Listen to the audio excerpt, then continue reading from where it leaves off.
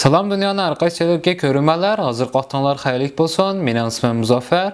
Bugünkü temamiz olsa davlatning iqtisodiga ta'sir ko'rsatgan omillar. Yaqinqi bir yilda Turkiyaning iqtisodida hammamizning ko'rgandek nurg'ulg'an o'zgarishlar yuz berdi.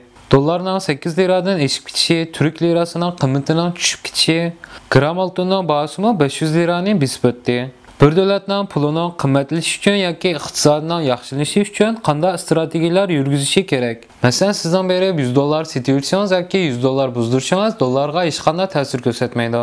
Lekin cho'ng shirkatlarning chet el shirkatlarga millionlagan dollar to'lishi yoki millionlagan dollar ilishi davlat iqtisodiga ta'sir ko'rsatishga boshladi. Ya'ni davlat ichidan dollar chiqsa, dollar aziydi va qiymati yuqorilaydi. Davlat ichiga ko'p miqdorda dollar kirgan vaqtida dollar ko'paydi va qiymati tushadi. O'zing pulning qiymati bo'lsa yuqorilaydi. Agar Turkiyaga chet eldan ko'p miqdorda mablag'lar kelsa, Turkiyaning iqtisodiy yaxshilanib bo'ldi. Chet el mablag'lari ikki xil bo'ldi. Birinchisi qisqa muddatlik mablag', ikkinchisi uzun muddatlik mablag'. Qisqa muddatlik mablag' deganimiz chet el shirkatlarining yoki chet el tijoratchilarining Turkiyadagi shirkatlarga mablag' silishi. Bu asosiy shirkatlarning paycheklariga mablag' soldi. Qisqa muddatlik bo'lganlik uchun xohlagan vaqtda setib chiqita oladi. Uzun muddatlik mablag' deganimiz chet el shirkatlarining Turkiyaga kelib shirkat ichishi, zavod qurishi degandek. Bu iqtisodga nihoyatda aktiv ta'sir ko'rsatadi. Masalan, Volkswagen yoki Tesla keyingi zavodini Turkiyaga qurishni e'lon qilsa, iqtisodda nihoyatda aktiv yaxshi bir o'zgarish bo'ldi. Chet el shirkatlarining Turkiyada uzun muddatlik mablag' silish uchun birinchisi Turkiyaning iqtisodiga ishonchi bo'lish kerak. Agar davlat ichidagi iqtisod pek egizpas bo'lib ketsa, chet el shirkatlarining ishonchiga erisha olmaydi. İkincisi, Türkiye adliya sistemiga ishonchli bo'lish kerak. Turkiya adliya sistemi mening qonun huquqlarimni qo'g'day olamdi, mening zavotimni tortib olamdi, mening pulimni besib olamdi degandek andishalar bo'lmasligi kerak. Agar har ikki nuqta ishini bu yerga zavod qurgan vaqtda, birinchisi Turkiyada ishga o'rlashish barpo qilgan bo'ldi va ishsizlikni azaytgan bo'ldi. Ikkinchisi, o'z davlatida millionlagan dollar olib keldi va olib kelgan dollarlarni Turkiyada buzdirdi. Zavod qurdi, nurg'ulg'an materiallar setib oldi, ishchilarning maoshini to'laydi. Chet eldan ko'p miqdorda dollar kirish degan mushta bo'ldi. Bu iqtisodga nihoyatda aktiv va yaxshi ta'sir ko'rsatdi.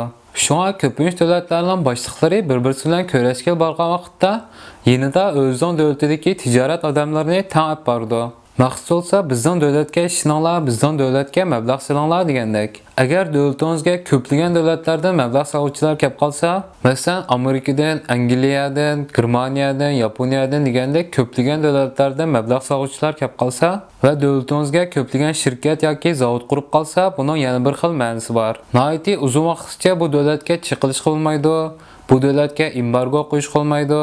Urush chiqsa bo'lmaydi degandek. Turkiyada dollarni tushirish uchun 3 ehtimol bor. Birinchisi bo'lsa IMF bilan kelishim tuzish. IMF deganimiz Xalqaro pul fondi tashkiloti. Asosiy faoliyati davlatlar orasida iqtisodiy hamkorlik tuzish, xalqaro savdo munosabatining tampon ilgarilishiga kafolat qildi.